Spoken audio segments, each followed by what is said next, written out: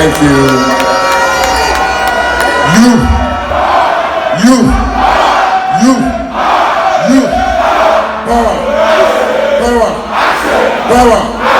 Power.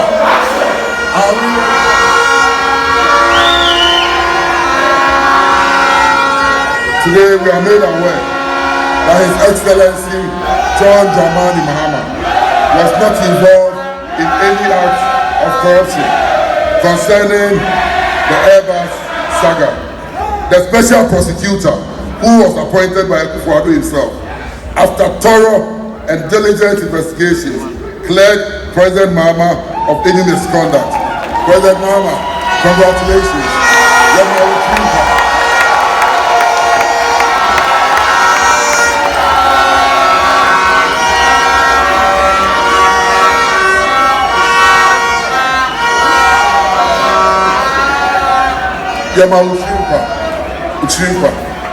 Mr. President, we know the many unsubstantiated allegations that were made against you and the NDC. We knew how it weighed heavily on you, but we are grateful to God that with time you have been vindicated. In President Mahama, ladies and gentlemen, we have a leader who promises and delivers. All the many promises he made, he delivered. We have a leader who takes responsibility when there are crises. When the energy crisis happened, he stood before the people of Ghana and accepted full responsibility, even though it was not his making. And he assured the good people of Ghana that he was going to fix it, and he truly fixed it.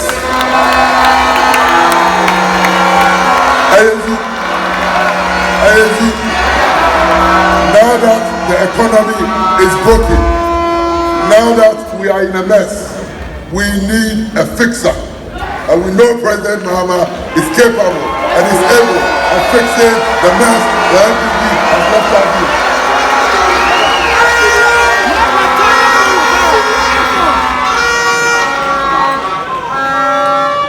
Ladies and gentlemen, we have come here with the man we call the nation builder, John Mahama, to discuss how we change and reset the destiny of us young people and Ghanaians at large towards progress. Here is a decent man who will not use disrespectful or unprintable words on his political opponents or ask them to vote for him because he belongs to their religion or kinsman. Here is the Mahama who tolerates even his sworn enemies, critics and opponents, and even breaks bread with them. And today, we have heard many of them come out and apologize for all they did and said about him. Dear citizens, that we are in a crisis is not in doubt. However, of greater concern for us is that our democracy is at stake. As we commemorate International Youth Day, we must take stock of how far our country has fallen and appreciate the full extent of the dangers that we face if we do not change course. Young people are losing interest in our democracy.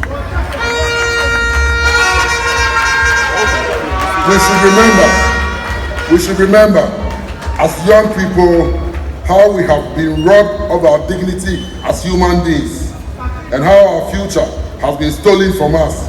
More significantly, we must not forget to hold the government accountable for our suffering. And we must do so by joining His Excellency, John Mahama, to reset the destiny of our country. You must stand up and be counted as a young person at this material moment. Ghana demands of you your time and devotion. And who better to lead us change this corrupt and elect government than the one who has done so before, our leader, John Mahama.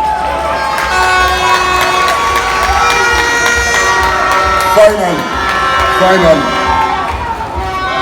Uncle John and Auntie Nana, we want to assure you, and the three of us as your youth leaders, together with the many Ghanaian youth out there, promise you that the NDC Youth Wing and the youth of Ghana shall win U-Power come 7th December.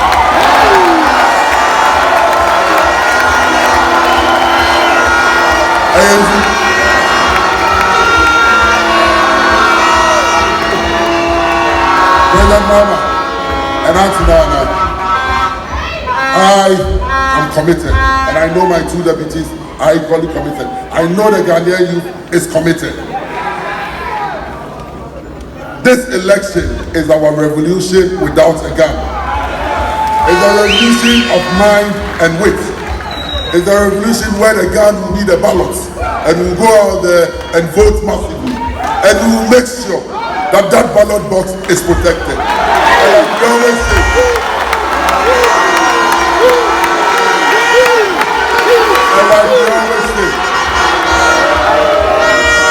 And like we always say, the NDC is law abiding. The NDC will do everything because we are the midwives of Ghana's democracy. We will do everything to protect the democracy, but we shall not become the victims of peace. If anybody wants peace, let us all of us sit and negotiate peace. If you join a brother, we will join a brother.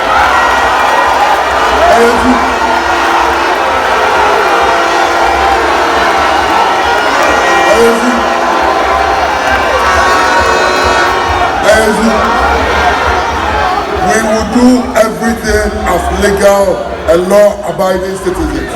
We shall not foment trouble anywhere. But the elections of 2020, Techiman South will not repeat itself again.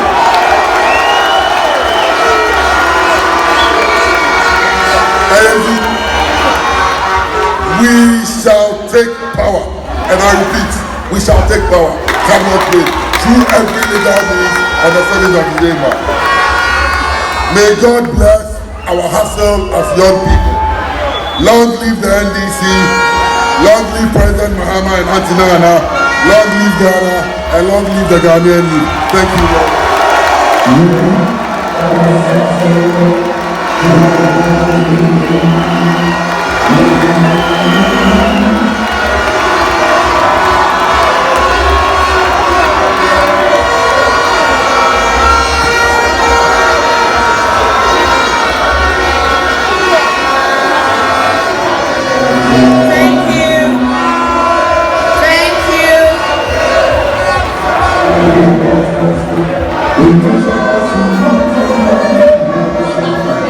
Security services said me join qualification.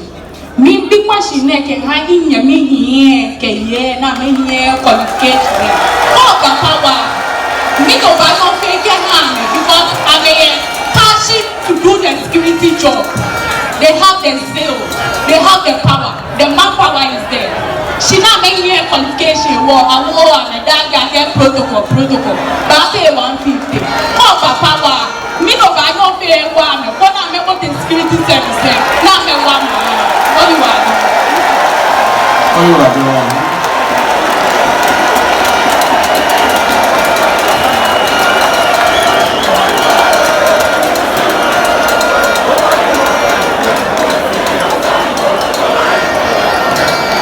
What you are doing?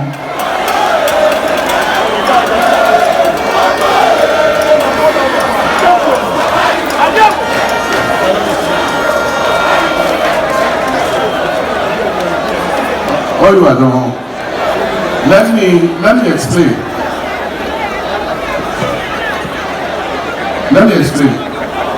Even if you have your own business, your own business you own, some amount of education is important to run your business. You understand? If you go to the security services, and I know when NPP came to make it easy, they strapped the qualification for their people to go in. Today, as I said, there are police officers who can't go on duty in the station because they can't enter the station direct. I'm a station direct. So go to Noya, have complaints. And check what a colleague for me. You understand? So I can understand. the point is, we do so at our own risk. There are many other areas in which we can recruit our people who do not have a qualification. And so let us not say, because of that, we'll scrap every standard. At least they have tempered down the mathematics qualification. But English reading and writing, I will encourage our young people, you should be able to read and write.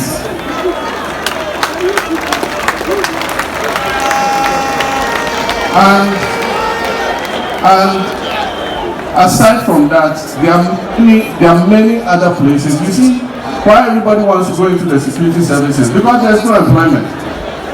Because if there were other areas that we could employ our people in factories, you know, working as technicians in factories, because even if you cannot read and write, you can be trained with your hands to be a skilled factory worker. But it's because there's no work in the factories that everybody wants to be a police or immigration or something. And that is why we want to revive the economy of this country. That is why we want to build more factories, so that all our young people in Jamestown and Bukom and everywhere, we can take them to go and work in Tema, in factories and other places. And so there will be some minimum requirements to be able to enter the services, so that at least you are functionally able to carry out the duties that you are given. And so thank you very much. That's the answer to your question. Let me come this way. Yes, let's see who. Okay, the one sitting by. I'll come back to you, okay? Thank you very much, His Excellency. My name is Prez MAHAMA. I'm an entrepreneur, and I have two questions. I've heard about you. Let's try and make it one each so that we can cover more people. Okay, but you ask. You are the last to ask two questions. Okay, thank you. I have heard and I've listened to your 24-hour economy, and what I want to know is that how long would it take for this policy to start rolling out? Would it be like the free SHS as promised and was rushed within the first 6 months, and then we are witnessing the challenges even as at now? Would it be like that when you come to power? And then my next question would have to be on taxes. There has been some taxes being